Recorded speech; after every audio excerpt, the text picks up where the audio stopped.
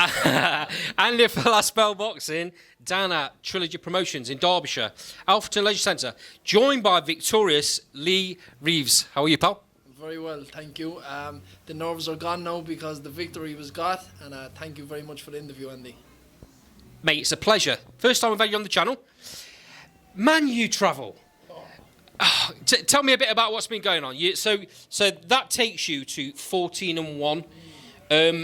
Majority of your fights have been in Canada. One in the States at the Mecca. Madison Square Garden. I'm going to talk to you about that in a second because it's a place that I've always wanted to go. So I'll talk to you about that one in a minute. 2 in the UK, and am I right in thinking 2 in Colombia? In Colombia, in 1 week. So why? I am the can man. Any man can get it, wherever they are in the world. But I signed in the beginning of 2020 with Lee Baxter, who was a Canadian promoter. Yep. And Lee is like most people in America and Canada, they do things bigger over there. So he has plans and ambitions, and he's like, yo, let's fight. And I'm like, I stay ready. I don't leave the gym, so I'm always ready. So Lee gets opportunities, throws them my way or throws them to whoever's ready, and I'm always ready. So from there, I had my debut in Canada. I fought 2 months later in Canada, 2-0, and then my third fight was on St. Patrick's Day 2020 on the Michael Conlon undercard in Madison Square Gardens, New York, which is absolutely a blessing. And then we had some ups and downs in the career after that. Then COVID happened, and then it was kind of a bit all over the place. And then obviously nothing was happening in COVID. So he booked me a flight to Colombia. I went over there. He got stuck in the airport with my trainer. So I ended up going to Bogota by myself, flying from Bogota to Cartagena by myself, then down to Sincelejo by myself for a week with no Spanish or no anything, getting collected by a little yellow taxi and fighting in backyards against these crazy local Colombians. So I had 2 fights in 1 week.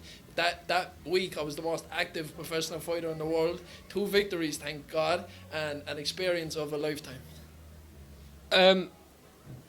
So you must have won those rounds without getting touched to get any sort of a decision in that part of the world, mate. I mean, props to you. You've got some serious gonads. Yeah, so they all called me gringo, which I found out means like white asshole, basically. So like that, at the beginning they're like, hola gringo, and I was like, hello friend, how are you? I didn't know any different. So at the beginning of every round of the 2 lads I fought, they came trying to take me out. I thought like, oh yeah, losing records, walk in the park, came out relaxed, boom, shots coming, like. So they're like that, they're real on top fighters. Like, even though they kind of know you're going to beat them, they come and they try to take your head off. And I didn't let them, and then soon as you kind of they know you're gonna fight, they're like they want out, you know. So yeah, 2 stoppages, 1 in the first round and 1 in the third round in that week. So blessed, thank God. Have those experiences have they worked in your favour? I mean, surely that you don't. There's fighters in the UK that fight on smaller promotions that will go in against what we call journeyman and won't get the experience that you've got over there.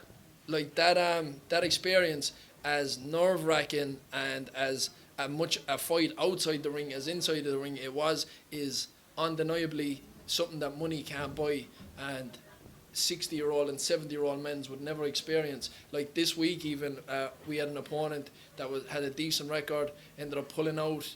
I don't know if they had other commitments or they seen me fight and they just didn't want it. So we had a late replacement who we actually seen tonight. As bad as his record was, he was tricky, he was game, and he didn't come to lose. He was coming to throw shots and get going. So the fact that I had them experiences in the past, it stops any kind of throwing my toys out of the pram or nerve-wracking or bottling it on the big nights like tonight. It was very late as well, wasn't it? You were late onto the card. I know from talking to Harry, discussions were going off in the background, but obviously we're trying to get opponents and confirms flights and all of that, especially when you're fighting somebody from South America. You just never know, and you still never know what you're going to get when they come over. 100%. And I seen his record, and the defeats that he had were all from 7-0, 6-0, 8-0, And then I looked at their records, and the 1 or 2 losses that them guys had were all from like top 5 Mexican fighters. So I was like, here, let's not kind of overlook this, even though the record's bad. Like, this guy could be tricky, and we seen tonight, like, he was tricky, he was looking for that big shot, he could whack, and he had a bit of boxing. So thank God I stuck to my game plan, I listened to my coach, and thank God, God is great. We got the victory. Harry's got ties obviously with Canada. He started his boxing experience over there, and obviously he's come back over now.